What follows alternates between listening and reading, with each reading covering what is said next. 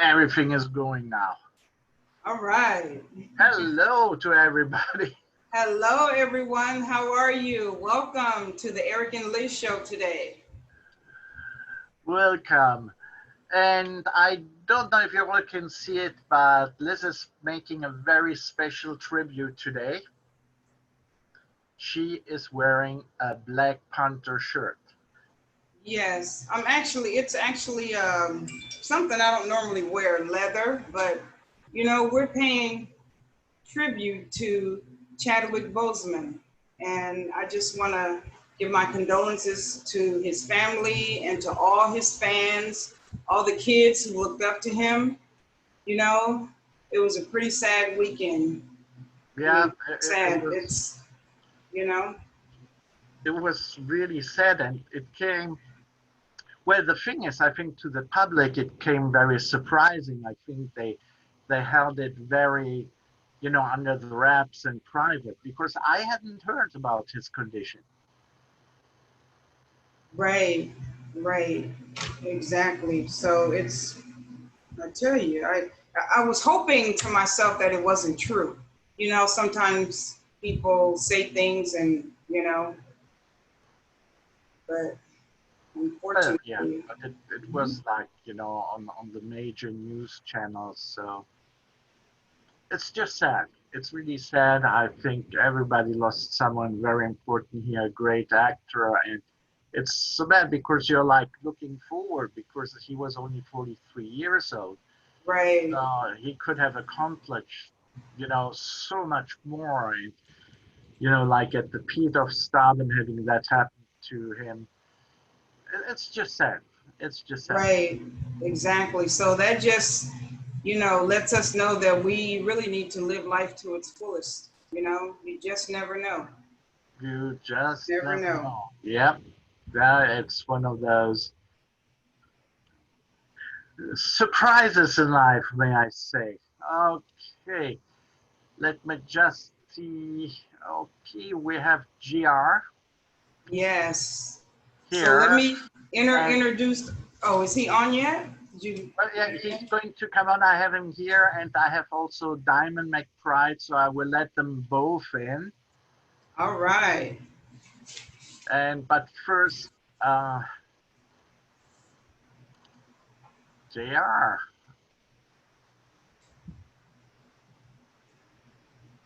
Okay. All right. Mr. JayR McIntyre. Yes, so I could do the introduction. Yeah, and also, like you said, we have Diamond with us. She's going to be with us during the show, and she also has a couple of things to say. But she is our how should I say, participant. Yeah, she's our follow-up guest. Yes. Yes, Diamond is going to be our follow-up guest, and she has something very special at the end. Well, hello, JayR McIntyre. How you doing? Oh, we're doing wonderful. How are you? I'm good. Just getting back home from work. Was ready to sit down and do this. Make sure it was California time because I'm on the East Coast. Oh, right. Well, hey, let me give you a proper introduction. Okay. So today we have JayR McIntyre, CEO of Rat Pack Worldwide Security. Yes. Based in Tampa, Florida, by way of Los Angeles, Long Beach, California. Long Beach, yep. Long Beach, California. It's so nice to have you with us today. Thank you for joining us, because we know you have a very busy schedule. Thank you. I thank you for letting me come on. Let me shut my door so I can tune in real quick. Okay. Okay. Well, in the meantime, we can just welcome Diamond. Hello, Diamond. Hey, Diamond. Buddy. Diamond McBride also joining us today. She is our follow-up guest from a couple of weeks ago. We loved her so much, we wanted to have her back. Oh, thank you. Yes, so she actually has something to share with us at the end later on. Okay, so we're going to be talking to Mr. JayR McIntyre. So I I see that you're in the security business, and it looks like it's very successful, very successful. And you're former military. Yes. Yes. So could you tell us a little bit about your backstory with the military and how you wound up doing security business? You want me to tell you before the military or how I got in the military? Whichever you choose, whatever is on your heart. Okay. Well, I'm JayR from California, Long Beach, California to be exact. I was born and raised in Los Angeles, and then off 101st and Avalon. It was gang infested, drugs. We all know that type of lifestyle growing up, and I saw it, witnessed with my mother. She died of AIDS when I was 8 years old. So my dad, after that, we moved to Long Beach with my grandmother, and we all stayed in one house, like 8 of us, and we stayed there to help my grandmother. But we didn't have nowhere else to go, so my grandmother put us back on our feet, and I used to walk to school every morning. Since I was like in the first grade, I think I used to walk to school like a mile to elementary, about 2.5 miles in middle school, and about 3 miles to high school. So it was no car rides, and sometimes you didn't want to take the bus because on the bus a lot of function stuff happened on the bus. You go through a lot of initiation stuff, but I weathered the storm, and my dad was a preacher, so he was a minister since I've known him. And he was always going around preaching from the house and doing everything, and showing me the right values to be a young black man. And I wish that a lot of our fathers now would do that with their sons, because I think that's where we're missing a little part of that discipline and understanding. I was raised by a strong black man, and my mother passed away, and I think I'm here right now because of him, because I got caught up in the gangs. And I used to run off and do crazy stuff with them too. And I got caught up really bad, and I went to jail. And when I went to jail, I knew, I said, I can't do this. I can't give my father a bad name. What I look like, doing all this, and I'm being raised in his house. So I thought about him. So he put a lot of butt whoopings on me, but I didn't listen, and he roughed me up physically. I didn't listen. And I think that I was just being called by a different type of energy. And then your nephew, Chris, put his hands around me and in the neighborhood and gravitated to me because I was a really good football player.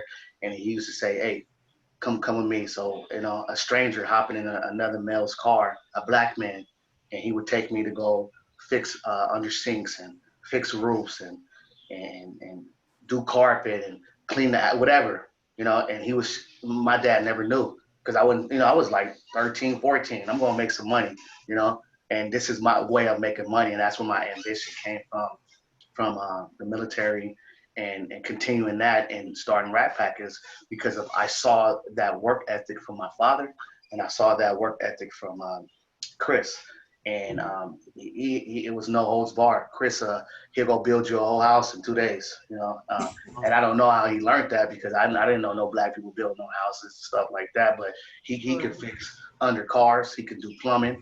He could build a spider web if he wanted to. Chris was amazing with his hands. He still is too, I bet too. And he taught me a lot. One summer he was like, "Hey, you coming with me?" And I was like, "No, I got football practice." He was like, "You come with me to Vegas?" We went to Vegas. And we built on houses the whole Vegas trip. And I think he paid me like $1,000 or $1,500 for the whole summer. I thought I was rich. He took me to Old Navy. I had some fresh school clothes the next year. Like I had a whole set because my dad was raising 2 of us and he was struggling. So the same school clothes I would get one year, I would have to use them again the next few years. The jeans would be drywall. Like we buy our stuff wholly now. That's how it was. So it wasn't back then. It was the fashion wasn't that. It was like, look at your shoes. And people used to talk about you at the bus stop and in the school. Right. So you need to come fresh. I don't care if they holy or stuff. Make sure the holes are not big enough and you're fine. But it taught me a lot of character. And then one time I got into trouble and I stayed in jail for 31 days and it clicked.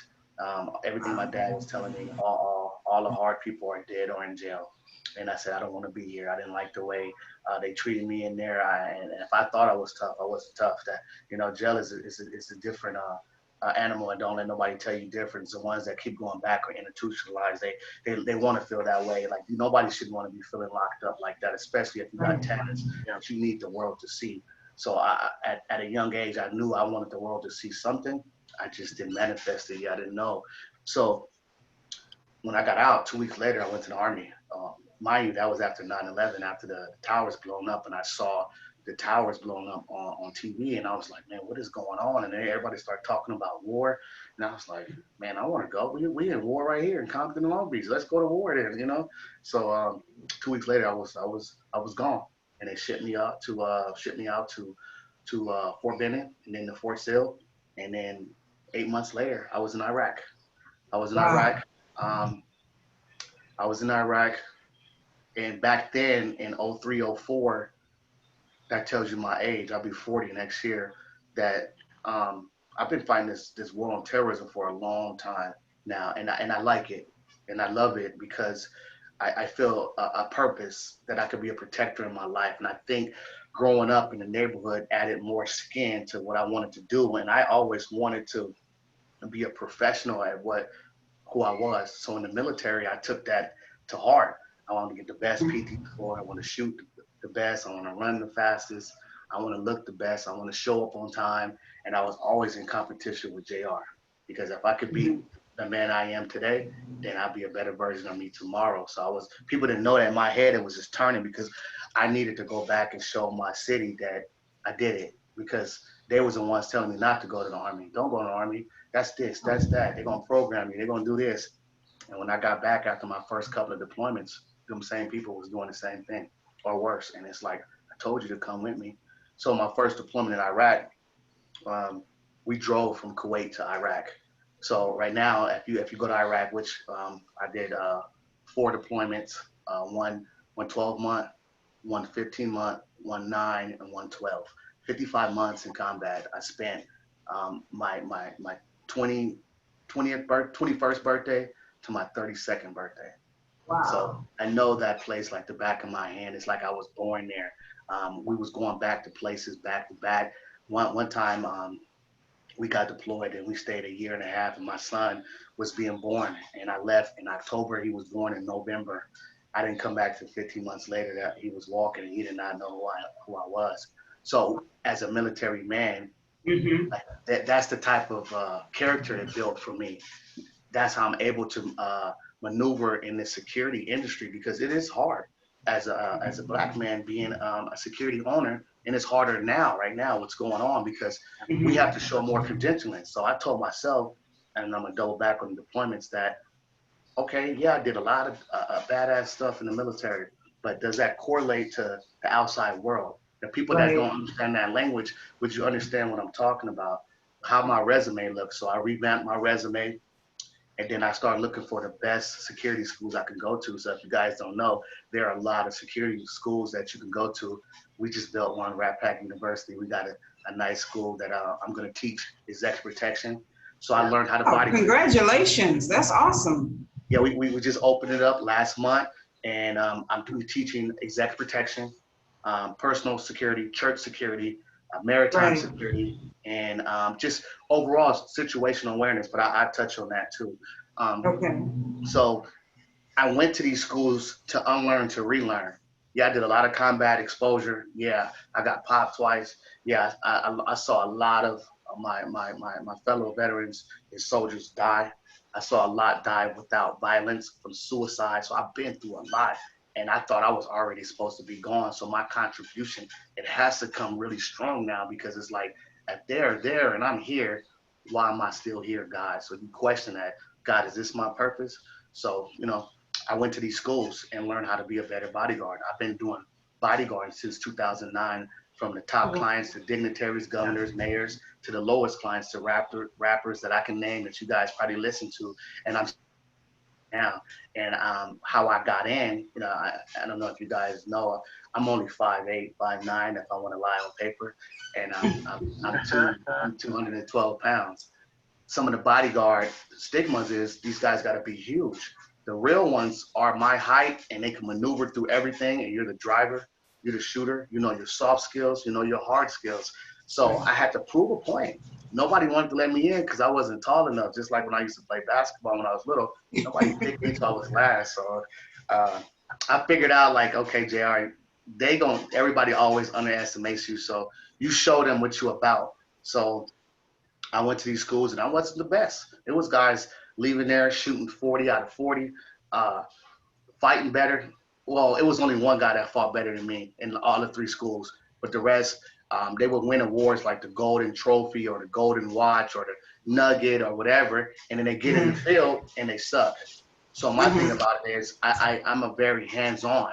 Show me, and then when you put us on the football field, I'm gonna outwork you. I don't care how tall you are, how strong, and I'll outwork them. So when I started, I was working for free for the type of caliber I had. I would work for free. I'm talking about $3,000 worth jobs, 5,000, 10,000. I done left jobs and they didn't pay me, and I done asked them 2 or 3 times. And after the third time, it was like, okay, I got to chalk that up, But my marketing, so it's like, okay, at least you saw me. Now you know. So now them same guys that didn't pay me, when I see them now and I'm with my A-list, I still talk to them, but I'm like, I remind them, like, remember this? And you tried, I don't know what you tried to do, but it didn't break me. But I learned that if I can market, it's priceless than getting paid. So I was marketing on the red carpet, the BET Awards, MTV Awards. I was working at States. I was overseas. My company was just with one of the top A-list celebrities 3 weeks ago. We did 40 days on his compound. Wow. And wow. And where is he at now? I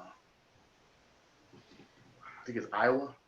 Kanye West. Yeah, we just did that. I just did that with him. My company did that, and I have did so many people, and I continue to, and I love it. And people judge you all the time. Oh, is that a flashlight cop? Is that this? Is that that? Not knowing that, no, we actually went to school for 2 to 6 weeks to 12 weeks to learn this type of situation, active shooter, psychological profiling. When I meet anybody, I'm talking about male or female, I already determine your intuition and what's about to happen, what's going on, and if your energy is pure. I turn down clients right now. A rapper could come and say, hey, I need you to do this, that, and third. And if this information is wrong, I'm not working. I'm not putting myself back in that position no more, because I think I'm worth more than that now. So I won't even fly for a price that they won't quote me, or I won't go. But I made some prices. I put my time in the game as well. So the work ethic that I learned when I was little from Chris, my father, I put that in, that skin in the game. And then taking it back to Iraq, like we came in a time where like the vehicles and the uniforms wasn't like it was back then. Like we drove to Iraq with sandbags underneath our feet to stop explosions with no doors, like the A-Team. We rode there 21 hours and hanging outside the vehicle like this with our weapon. And I have pictures like that. And people, when I tell them stories, they was like, you was there during that time? I was like, yeah. I thought that was the best thing to do at the time was join the military. And when I joined, the war kicked off. And I was like, okay, we're going to war. And then I went back to back. And then I became obsessed with war, and it didn't bother me no more. So the certain things I experienced in Long Beach and Compton of gang violence, the same spirit took over me, and I no longer had emotions. And I knew that this was going to take me out faster than any physical thing. Was my mental. So I had to check it. I didn't notice that was going on, and I was dealing with so much at that age from 20 to I retired when I was 35. I'm 39 now. So I could have kept going, but they retired me medically because they was like, you have did this and you were steady ignoring that this is the problem. And a lot of us growing up as men, when we fall down on the ground physically, we were taught not to cry. Now, as black men, you better not say anything, or they'll call you a different type of name. So me, I was like, ain't nothing wrong with me. And I was adjusting to that. And I love feeling pain, but I'm not going to tell you nothing wrong with me because I don't want you to look at me as a certain word, So it's like, all right, JayR, how do you find yourself again? So my dad, it took him to come and get my mental back in order. I was living by myself. I'm not married. I got 2 kids. Got a beautiful daughter named Jaden, and I got a son named Jaylani. Jaden is 21, and that was my high school. Oh, wow. I started early, yeah. and my son is 13. And you know, those are my my reasons why I keep doing what I'm doing. And once I learned everything in the military, I've been everywhere in the world, and I've fought on every practically every continent. And then, you know, learned how to be a contractor, going overseas again and doing the same type of job I was in the military, Mm-hmm. just getting paid more. So I told myself I want to continue doing this. So I Right. started my minority owned, veteran owned, disabled veteran owned business, Rat Pack Worldwide Security. And we Right. provide services for churches, clubs, venues, private security, investigation, consulting. Mm-hmm. And now we just open up the university to teach because I want the next generation to understand it's cool to be security. You don't have to be Right. uncool. You can understand that when I'm with my wife, how do I supposed to walk with her? How I walk her to her car. You are her, like, I don't know if a generation have got away from this, but men are supposed to be the protectors. And the protectors Right. doesn't mean walking around tough. It's smart. Understanding, Right. don't put you and your wife in that situation or with your kids or how you back Mm-hmm. your car up to your house or your garage or how you park or how you think if somebody is following you three lights, three lights to go, and they still behind you. How to drive past your house two or three times and make sure you're not being followed. You're not paranoid. You're just trying to understand the dynamics of it. And I know people think I'm crazy, but I drive by my house three times. They're like, you know, you pass your house every day. Every day. I'm like, yeah, I know. And I go a different way every day too because you got to throw whoever watching you up. You never know. Right. And I deal with a lot of females that deal with domestic violence from not boyfriends, people they didn't dated. And these guys sleep outside their house. It's some crazy stuff I'm seeing out there. And it's like, wow, dude, like either she's full of magic or you crazy. Because, you know, if you don't teach your daughters that or your wives or the females that's in your life, then they are being subjected to what's going on. Human trafficking, kids. My son right now know if I get compromised in the car, daddy has a secondary weapon. Yeah, don't teach your kids violence, but if daddy's getting compromised, he's being robbed or shot, don't hesitate to get that weapon, do what you have to do, and then call the police so I can be saved. And if daddy Right. don't live to tell this story, at least I taught you this. And he'll tell you that. My son thinks strategically like me now at the age of Mm-hmm. 13 because of if we're together, we're a fire team. Like, yeah, you're my son. I'm gonna make sure you're good. But if something happened and I'm overwhelmed, you're gonna help daddy out, you know. And Right. we taught that back in the day in the 1920s, 30s, and 40s. They was teaching their kids how to understand that, but we got away Mm-hmm. from it because it don't look cool no more, you know. So I'm trying to bring that cool factor back and let them know that I'm just like you. Let's do it. We're passion over profit, so we're not trying to get rich. We're trying to make Right. sure the Right. information is pushed out there the right way and understand. Look what's going on right now in the world. Social injustice. Mm-hmm. The world is splitting down the middle, and a lot of people that are splitting down the middle don't even understand the language of war, of weapons, understanding, psychological profiling, situational awareness. If a Walmart get compromised, everybody's going to go hide in one corner. Why is that? If you are a concealed weapon license holder, go eliminate that target, that threat, Mm-hmm. so you can live to see another day. And if you don't, at least you tried. And anybody that's seeing you try, they're going to also try, you know? So, you Right. know, it upsets me when I see that because I am a protector and I think that's my job and I think that's why I get paid to do what I do. But also, whenever I get married, this is what my wife gonna know too. We're gonna be like Bonnie and Clyde. Something happened, baby. You gotta, hey, you got my six, you know, you gotta do what you gotta do. We'll talk about it later, you know, and that's how you gotta be because it's a lot of wolves out there watching, a lot of Right. sharks out there watching, and I embody that. I live a martial lifestyle. I take Krav Maga. I work out at least 4 to 5 times a week. I Mm-hmm. run, I meditate, I pray, I understand I'm in the now right now, and I try to be a living example because I can tell you about security, but if I don't look like it, it's like I don't believe you, you know. And that's how I am. In my generation, it's like if you tell me you a dental assistant or a nurse or a doctor, you better look like it. You better be a T. You better look like it because that's the first. That's how you get me to learn.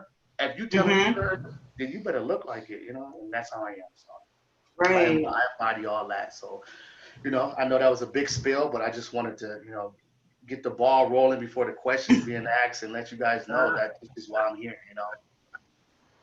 Okay. I want to know where are the schools at? Where are your universities at that you're getting ready to start, or that you're? I saw something about a soft launch. Yeah, so the university is in Tampa, about 2 miles away from the stadium. We got awarded the Super Bowl contract. I'm happy. I really want football to kick off, so that's going to catapult my logo, my name, and what we can do for the community. But the university is there, and we're teaching everything from armed and unarmed to concealed to first aid to TCCC, psychological profiling, situational awareness, babysitter security, maritime, and executive protection. And I just want people to come and get another trade. It's like go to barber school or how to be a beautician. Like learn it because it's going to follow you. You know.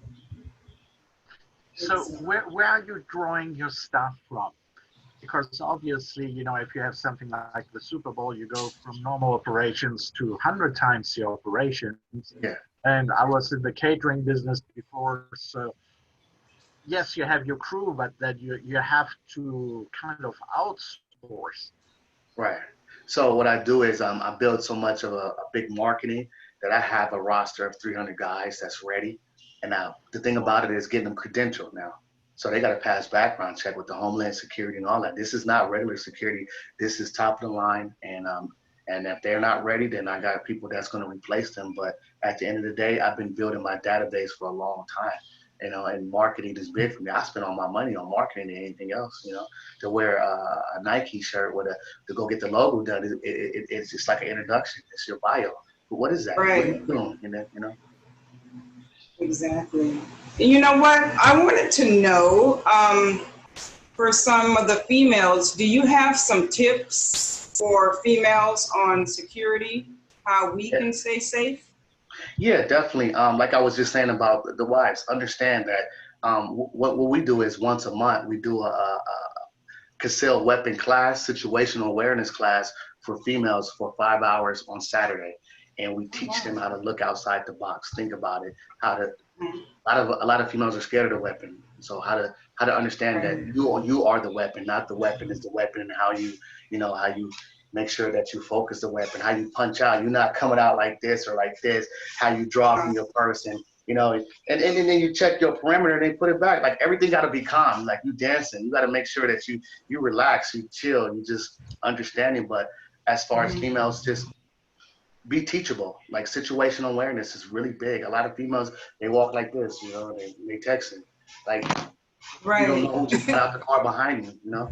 And that upsets me because it's like, wow, like you got people that's really following you and you're not really paying attention, or somebody that wants to fight you that didn't like you or whatever you posted or tweeted. Like it's people, man, they think about hitting people all the time, soft targets all the time. Yeah. So where do you find yourself, your business now? I know you do a lot of security for a lot of different people, churches and things of that nature. What is your biggest thing now that you are security for, if you don't mind answering that question? I got a couple of individual clients that I pull executive protection on. Right now, we're working at the Walmarts. We got a couple of things in the city that we work on, and preparing for the Super Bowl contract, and adjusting to get, we're trying to pull the security for the VA hospitals around the world. So that's our next venture. If we can get all of them and dedicate that back to the veterans and let them know it's veteran owned and we can provide this, that'll be really big for me, because the VA, a lot of people I know that has mixed feelings about them, but they're a second line of defense that helps these veterans with the capacity of to mental, and we lose a lot to suicide as we speak, you know, and sometimes we don't have, or we don't feel comfortable in the VA.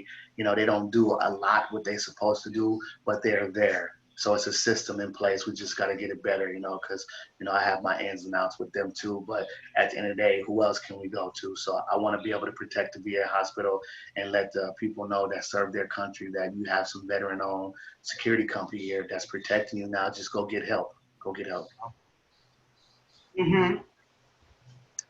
Wow. Well, at this point, I think we can bring Diamond in.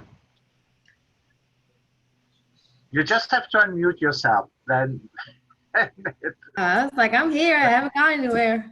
Eric, I'm here for you, Eric. Oh, thank you, Diamond. If you just want to say in a couple of words, what you're doing to JR, what services you are offering. Okay, sure. So, hey, JR, I'm Diamond. The services that I pretty much cover, I do a lot of HR administration. So, for the 300 staff that you do have, we kind of come from a virtual perspective and make sure that everything is running smoothly in your back offices, making sure that standard operating procedures are in place, making sure job descriptions are developed, credentialing is in order. All the fun stuff that you don't have time for is what our company would come in and relieve those duties from you. That was really the 30-second version. I mean, I was just like, I love it. you made me customize it to him. So I'm like, okay, this is what he does. This is how we can come in and do it to make it so that everybody understands. Right. So she has just recently created a product, and it's for businesses that have quite a bit of staff. And so Diamond agreed to gift it to our guest today.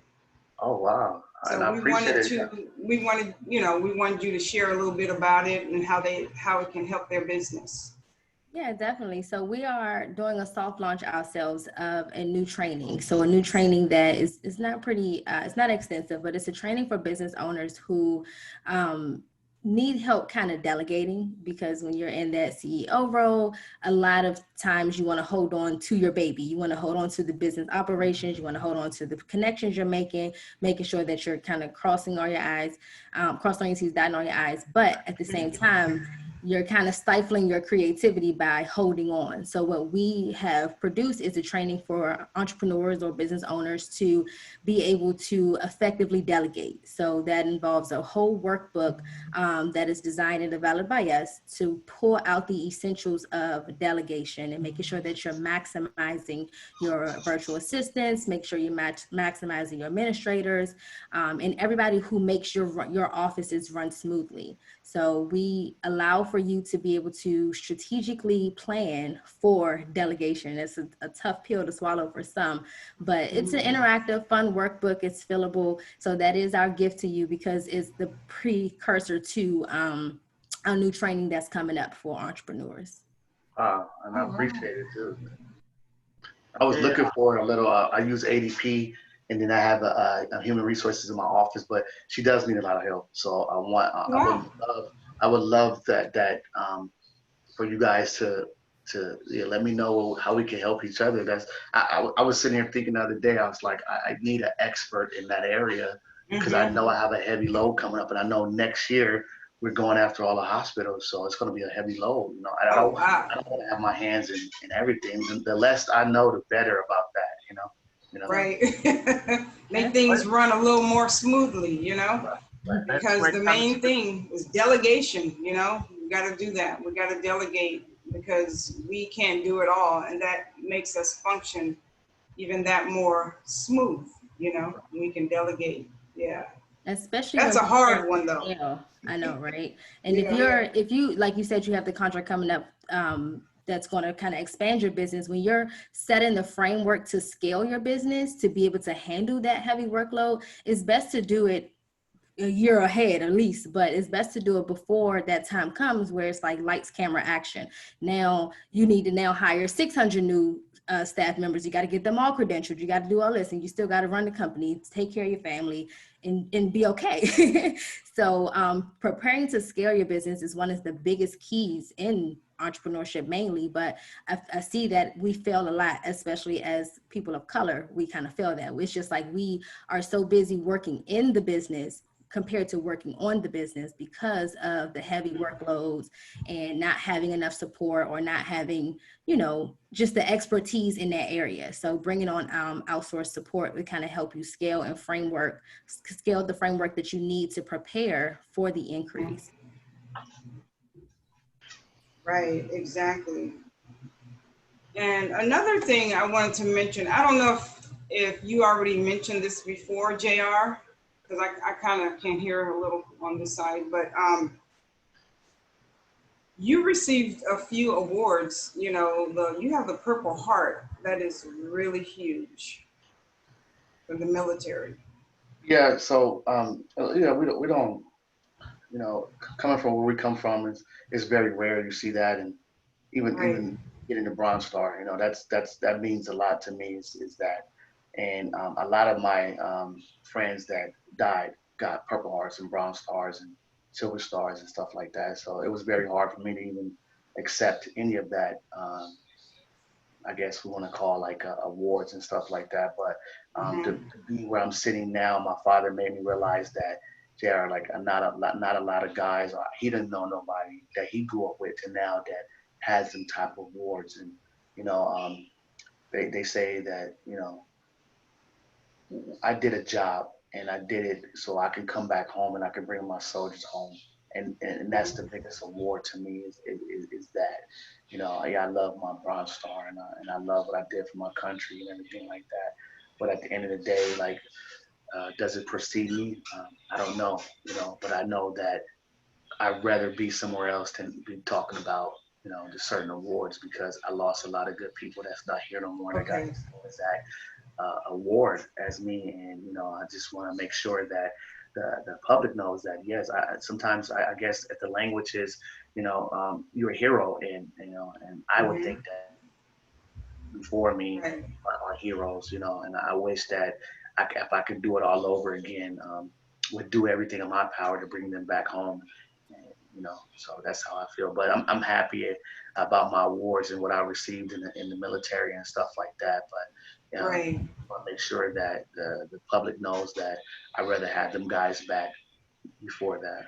Right. Exactly. And that says a lot about you as a person, that you're very humble.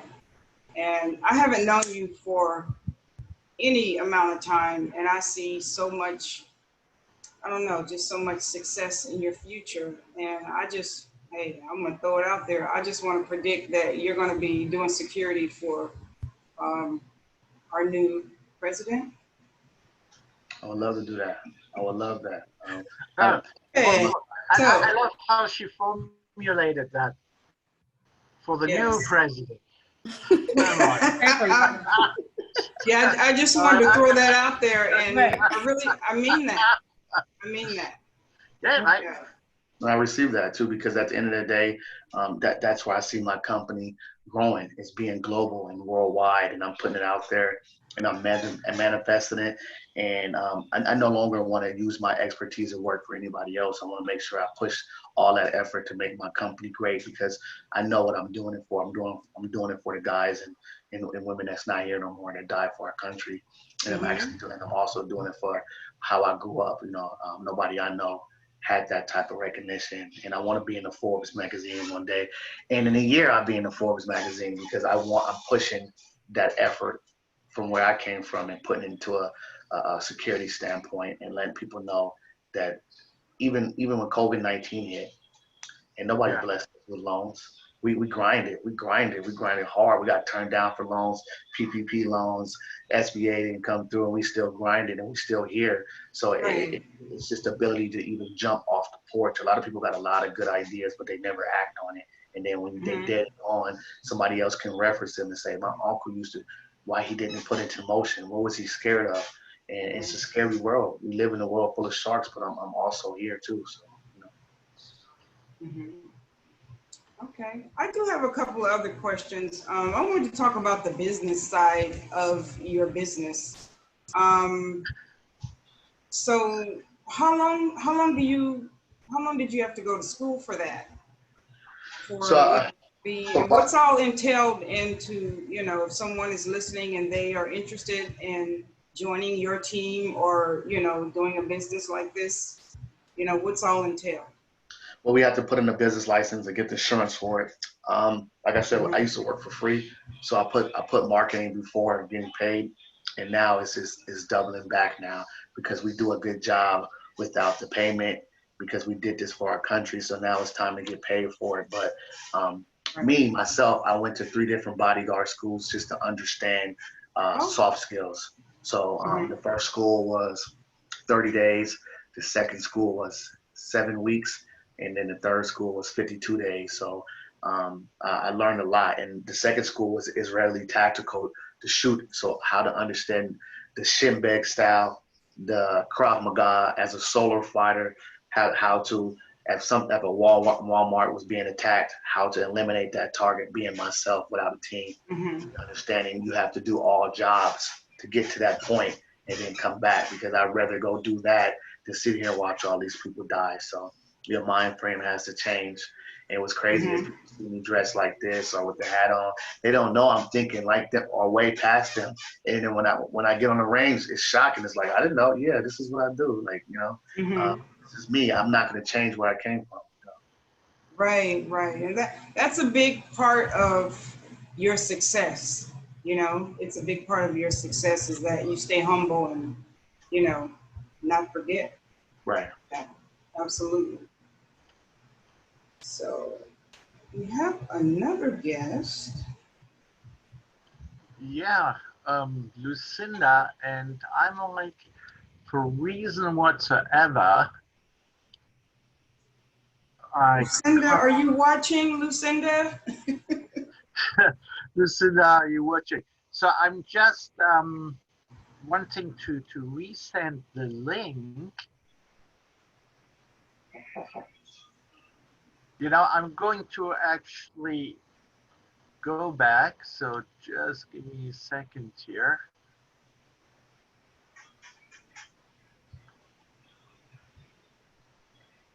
And we are live, of course.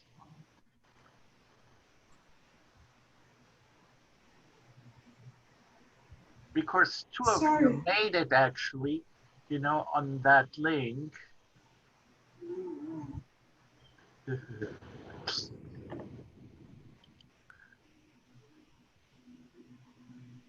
Okay, Liz, what I'm doing is I'm just resending you that link.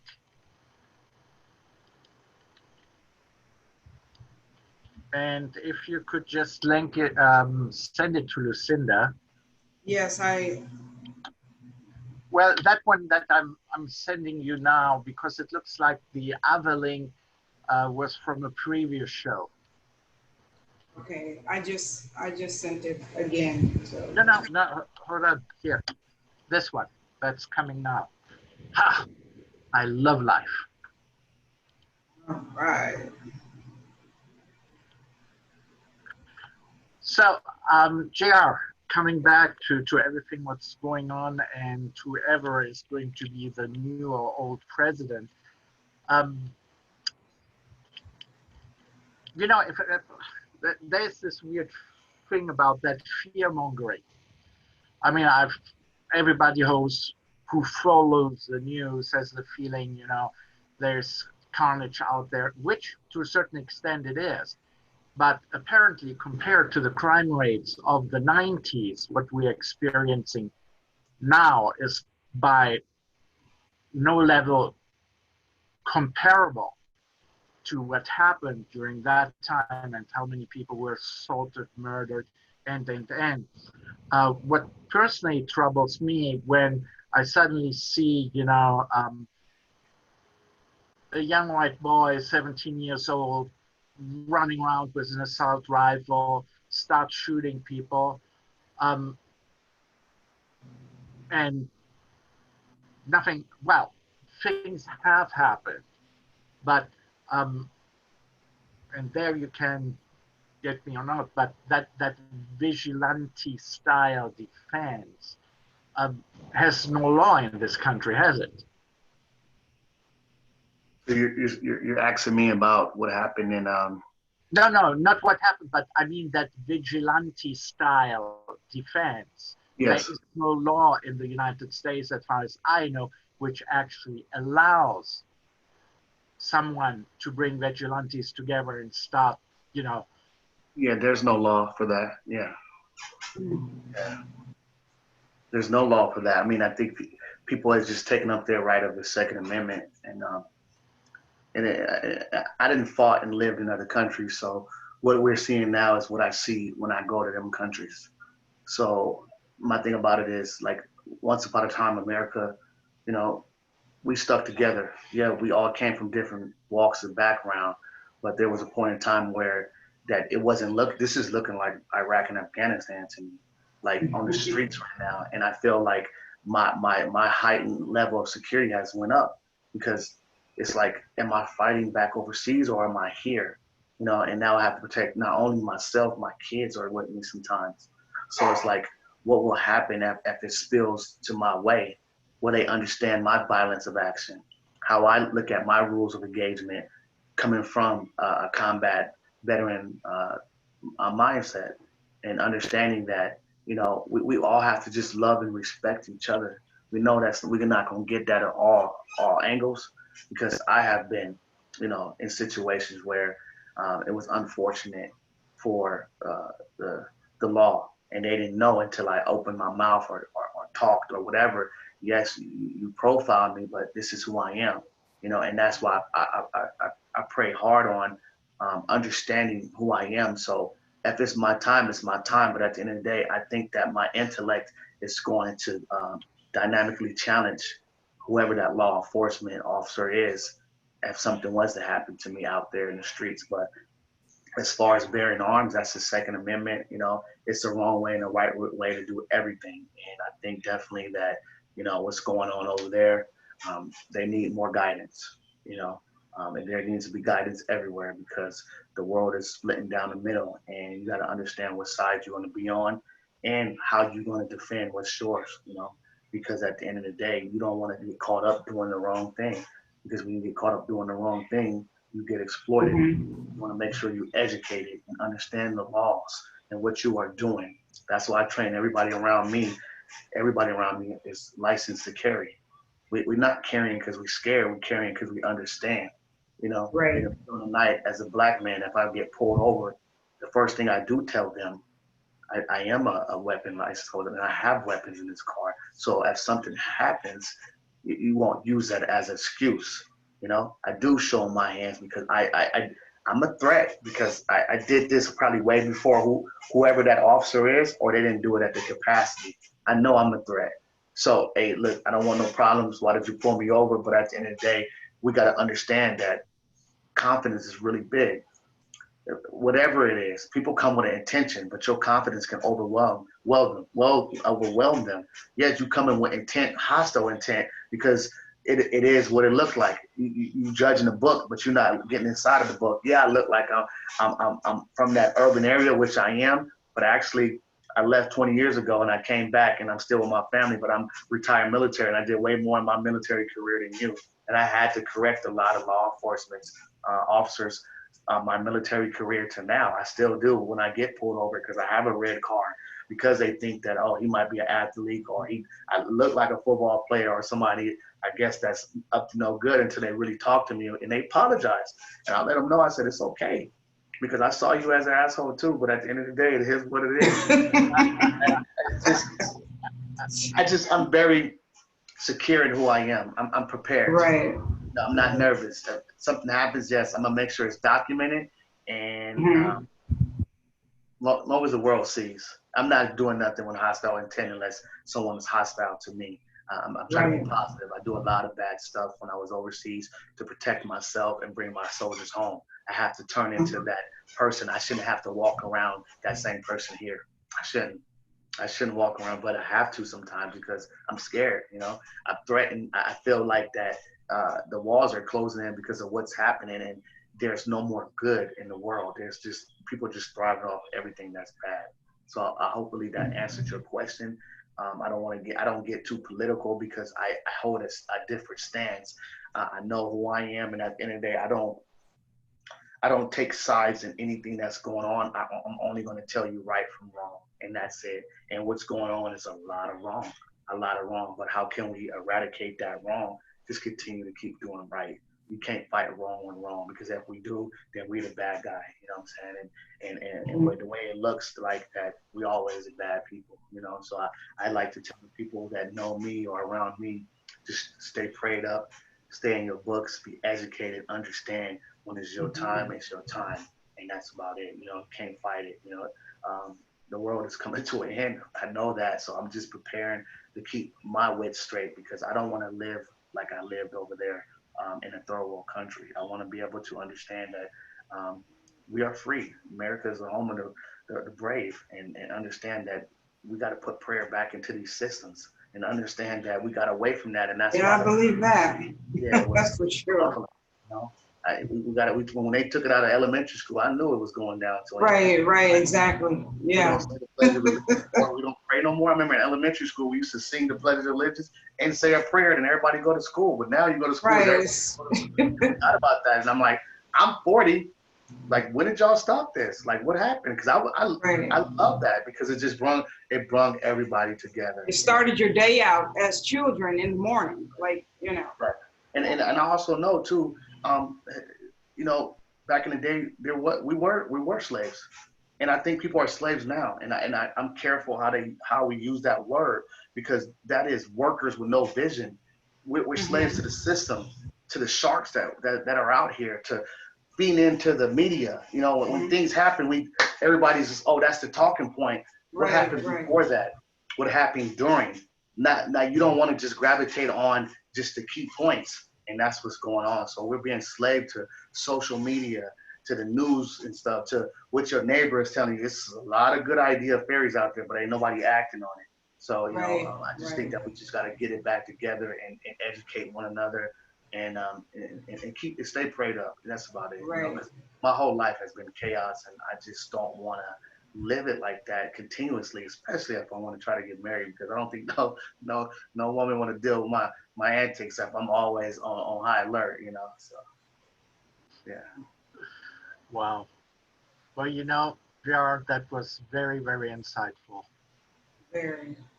I just try to be very careful how we use a lot of words, because like I said, the media, and I want to be able to articulate how I'm feeling at this apparent time, but also dig back and give facts, you know. Yeah, I do understand. Liz, Yes. did Lucinda receive our invitation, the last one that I sent you? I sent it. Are you watching, Lucinda? Lucinda, are you out there? We love you, Lucinda. Well, the thing is, you know, she tried actually to contact me. I went back to the email, but it was another meeting ID. Oh, no. Yeah. Okay, well, I haven't received anything yet. Hold up. I think she heard us. She heard us? Worked. Lucinda!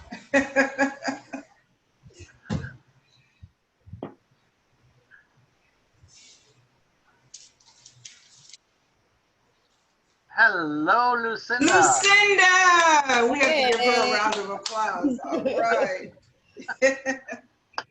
Hello. How are you? Doing wonderful now that you're on. Listen, how are you, Eric, Liz, Mr. J, Diamond? How are you all doing? Hey, how are you? We're doing well. We're doing well. Well, Liz, would you please do the official introduction? Yes, it is my pleasure, my honor to introduce to you Lucinda Cross, president of Activate Worldwide, and best-selling author. She has 5 books. She's also the president of Activate Your Life. And Lucinda is known to be a motivational superstar. And I just recently had the opportunity to connect and work with her, but I've known her for quite some time, and she is nothing short of amazing. Welcome, Lucinda. Hey, I'm glad to be here. Thank you so much, Liz and Eric. Yes, so I'd like for you to tell us a little bit about your business and, you know, kind of enlighten us. Absolutely. My business, the for-profit is Activate Worldwide LLC. The nonprofit is Activate Your Life. And the for-profit is built to support women-based, women entrepreneurs, minority women entrepreneurs in having a voice. I work on 3 pillars: credibility, visibility, and profitability.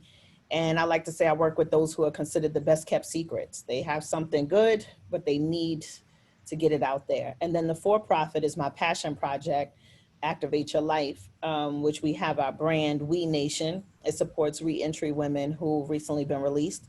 We make sure that they have care packages when they come home, and we support them with entrepreneurship, higher education, and empowerment. Right, that is awesome. That's amazing. And also, I know you just did your digital conference. Could you tell us a little bit about your digital conference you just did recently?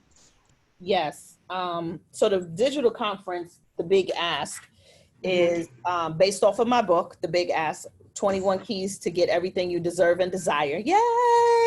Right. And so what I realized is that a lot of people, especially women, have a hard time for, asking for what they want and going for it. And so I decided to basically interview men to get the keys to give to the women, because men have no problem with walking into the boardroom, but women, we count ourselves out before we even get to the door, before we even get the opportunity. We're constantly rethinking on why we don't deserve this, why this is not the right time. And so, yeah. Exactly. So, you know what, Lucinda, you have the gift of motivating young people, and I so admire that. Could you give, if we have some young viewers watching, give us a few self-esteem and motivational tips, if you don't mind? Yeah, definitely for the young adults. When we're living in this, imposter syndrome type of world where you're not sure if what you're doing is enough, not sure if what you have is enough. Maybe you need a little bit more. You're too short, you're too tall, you're too fat, you're too skinny, you're not rich enough, you don't have both parents, you do have both parents, so they're battled with reality of trying to have this family base, and then what the world is showing them. So what I would say is just cherish what you do have, work harder to become who you do want to be, and just go for the impossible. I think especially the youth today, with so much creativity that they have like this shiny object syndrome. So I say pick one and just rock that out, and then go for the next. Pull a Jay-Z and Beyonce move on them, Right. Exactly. Eric, do you have any questions? Well, yeah, I think, you have a lot of bragging rights, Lucinda. And contrary to JayR, you can actually name a couple of your clients. Yes. And yeah, go ahead. And I love to, I truly believe in tooting your own horn, because I can't say self-made, I have to say God-made, but, I was never given, like some people are just, they have access, right? And what I love about how God equipped me is I always have to work extra hard to get a yes, right? And I'm assuming the reason why is, one, because he knows his daughter is going to completely show off and show out if she doesn't have to work hard for it. But it also humbles me to remember to support those who still don't have access, and the reason why it's important to give back. But, if I may, working with Nike was amazing. Now still having a great partnership and working relationship with Delta Airlines is amazing. And all of this is based off of, all of it is based off of relationship building. Even now, working with BET was amazing. And so those are all based off of relationships. I would have to say, I've never, and this is especially for young people, relationships are important, right? You can't, sometimes if they feel like someone is not wearing a Rolex, they don't have the money. Well, all of the relationships and the people who gave me access didn't have a blue check next to their Instagram account. They didn't have 1 million followers. they're not rocking the latest, they're not driving the latest, right? And so, but they have access. And so, you know, just working with these clients and showing up as my best and doing the work is why I still continue to keep the contracts going, and I keep building on these great clients. So how did it all start? I mean, okay, now you're here, you're established, but there was the before story too. There's several before stories, Eric. Okay. There's several. So there's the rebellious teen who decided to put success in her own hands, going to school to become an entertainment lawyer, and realized that I needed a lawyer after my first semester, and serving 4.5 years in federal prison as my peers were graduating out of college. I was graduating out of the School of Hard Knocks. There's the story of, you know, deciding to follow my dream and ending a long-term relationship with my kid's father and having 2 small children at the time, and literally having to either choose me and a yes, or stay where I'm at and be considered just a dreamer, and ridiculed for that. And so, you know, there's these shifts, and then, you know, these pivotal moments we have in life. Another one I'll mention, of course, there's always more. But another one I'll mention is leaving, you know, corporate America. I was, you know, making good money. I had a great job, despite my background of being in federal prison, because society instantly counts you out. They don't want to give you any type of hand up. And so going to, you know, leaving my corporate job to pursue entrepreneurship. Like, who does that? You know, like, who does that? Leaves your benefits and your weekly pay to follow this dream, and you have 2 small children, and you just recently became a single mother, and you was in prison. Girl, you are crazy. But I was determined, and I'm still determined to this day. It's because of those 2 little ones, and it's really because coming home, you know, the first thing you hear is, you know, don't do something dumb to make yourself go back. It's hard for you to get a job. It's hard for you to get money. And, you know, really don't look for much upon coming home. So it was already told to me, like, basically, you're going to go back to prison, come back out, go back to prison and come back out. And, you know, the first meeting I had with my counselor in the halfway house and coming home, he said, you know, women is the highest rate of re-entry, going in and out of recidivism, is women. And I say that to say that, you know, the stakes are pretty low, and you're young. So there's a great possibility of you going back into prison, because you may deal with one of these knuckleheads, and then, you know, coming back home. And so I just was like, wow, well, actually, I'm signing up for college to go back to school, and I already have a job lined up, you know. And so it was those words of, you know, just too bad you can't even get welfare, girl, because you gotta have a federal background, and you can't even get housing. They don't even give you housing. You can't vote. And so I've been voting ever since I came home. So I live to fight against the stigma. Right. And you super successful. I just want to talk about a couple of, because I've watched I think every last one of your videos, and the name of a couple that just really strike me is your gifts will make room for you. Create your own door. I mean, you have done all of that, Lucinda, and way more. I mean, so I just said that to say that you've been working hard, and you're highly successful, and you're very humble, which is very needed these days, you know. And you've done so many things. I've been watching you for years, and I tell you, I'm just so excited that you're in my life. Oh, thank you, Liz. And I really mean that, because, you know, I told you my story about you. Yes. And you know, I know you've done a lot of amazing things. And Lucinda actually is a TEDx speaker, and she also received a Lifetime Achievement Award from the Barack Obama. Our forever. Our forever president from Barack Obama. So that's, you know, that's huge. That's huge. So I'm proud of you as a sister, as a queen. Thank you. Absolutely. Thank you.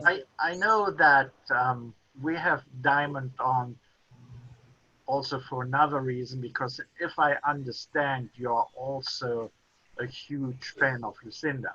I really am. Really, Diamond? Yes. Just sit there quiet. Yes, I am your #1 fans. Oh my gosh. Wow. Wow. Where are you from, Diamond?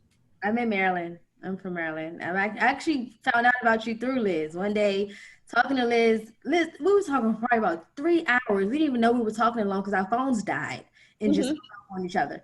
But I was talking to Liz and just telling her my vision and my dream. I just came out of corporate. I had a baby. I have an older son. I have a husband. And I didn't know what to do. But Liz, you know, always supported me. So we just had a talk. And I just poured all my dreams and aspirations out to her. And she said, you need to follow Lucinda Cross. She said, I could just send you. You just need to follow her. She was like, I don't know why I'm telling you to follow her, but you need to follow her. She'll definitely help you. And just your trainings, your videos, your YouTube, following everything that you put out for, you know, your audience have truly, truly blessed my life. So.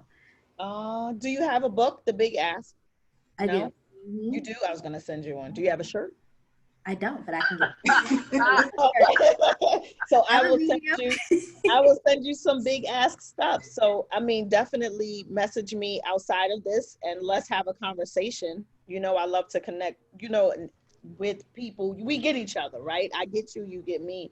And so just thank you for following. And I'm glad that you were able to receive and be fed from some of the information I shared. Even my crazy YouTubes you watch. Oh my gosh. You know, I go off on those things. I know you do. And it's like, who you talking to? I go from being mad to being happy to, y'all better cut it out. And then I want to bless y'all at the end. I got to get it together. Yes, and Diamond actually has something for you also. Really? I do. So I am launching a new course for business owners who, you know, have heavy workloads, CEOs who, you know, we're in a day-to-day of running the business, taking care of family, just making sure that everybody's okay, making sure our staff gets what they need. So we're about to launch a course for effective delegating. And so I recently did a webinar closely with it, how to maximize your team, how to maximize, especially in the virtual world right now. So the workbook has been developed, and I just thought it would be a great gift to give you and JayR as a guest host on Lizz's show, because I'm pretty sure you can use a little help delegating over some stuff that you don't want to let go. Absolutely. And let's build your following. I have a nice network of activators on Facebook, and maybe you can do a virtual training there, put some people in your email list and work with them as well, right? We have to share. And your eyebrows are amazing. They're on fleek, girl. Yeah. But yeah, so definitely let's, you know, open that up. And you don't need to be the best kept secret, right? You left corporate America. I know you need some coins. So your husband start looking at you crazy. He sure will. He's like, wait a minute, you ain't come home and sit around and do nothing now. His favorite saying is, Daddy needs some stuff. I'm like, okay. He said, Daddy needs some stuff. He said the other word, but I'm keeping it PG. Okay. That's all right. That is all good. Thank you. You. That's so great. I'm touched. Thank you. Yes. Absolutely. Oh my God. So Eric, do you have any more questions for Lucinda? You know, actually, I don't. I'm like kind of speechless, which doesn't happen very often. But I'm like, you know, I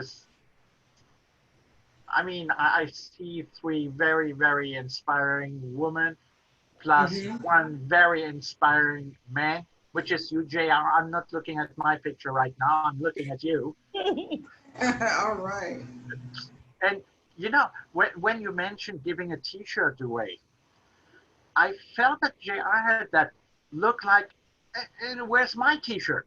I get JR a book. JR, I get I a did. book. I was like, dang, I didn't get a book. Okay. You get a book. You get a book, JR, for sure. I want to read. All right. No, And this like, little book is packed with so many wonderful things. I I tell can take it you. with me in the field. I would love to read. It'd be my honor. Thank you. Good, good. Definitely, Liz, please connect us all together. And, you know, I'm in my coaching hat. I know this is the Eric and Liz show, right? But I'm in my Liz coaching hat. She's all about fashion. So please tell us about your necklace, because she made me some amazing masks, right? An amazing outfit. You thought I was just gonna let you slide out, but you have something amazing on your top. What is that? You know what? This is in tribute to Chadwick Boseman. I did a Black Panther leather, like, little top. Wow. This is for Black Panther, and I created this black, like, crystal necklace.